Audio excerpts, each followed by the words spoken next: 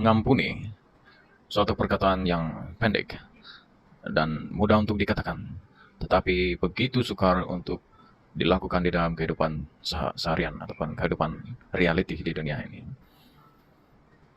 Mungkin kita pernah mengalami yang namanya satu malapetaka ataupun satu kejadian yang tidak adil bagi kita, yang merugikan kita, yang menyakitkan kita, yang membuatkan kita dirugikan, dan itu begitu meresap di dalam pikiran, ingatan hati kita, sehingga kita begitu sakit hati sekali karena kita telah mengalami perkara demikian. Tetapi terus berada di dalam kedukaan itu, di dalam kepahitan itu, akan menyebabkan parah, akan menyebabkan luka yang lebih mendalam.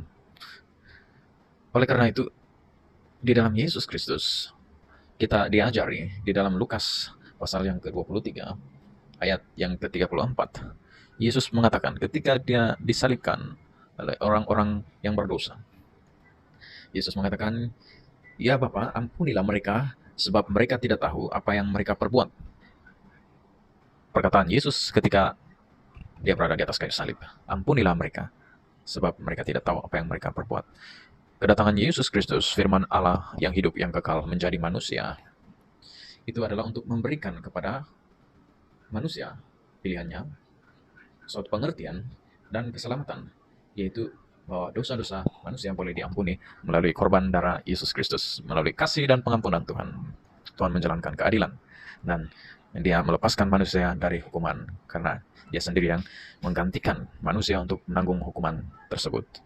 Jadi, begitu besar kasih Allah, pengampunan bagi manusia. Jikalau demikian, sebagai orang-orang percaya, kita sebenarnya dipilih untuk mengampuni. Walaupun kita mengalami banyak kedukaan, mungkin terjadi di dalam kehidupan yang membuatkan kita sakit hati dan emosi, suatu parah kecederaan dalam dalaman kita.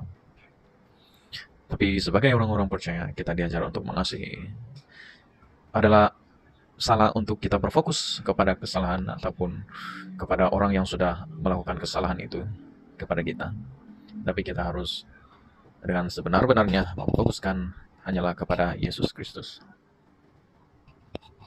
Kita mungkin sendiri pernah melakukan yang jahat, melakukan yang tidak sepatutnya. Mungkin kita juga sendiri pernah menyakitkan orang, merugikan orang.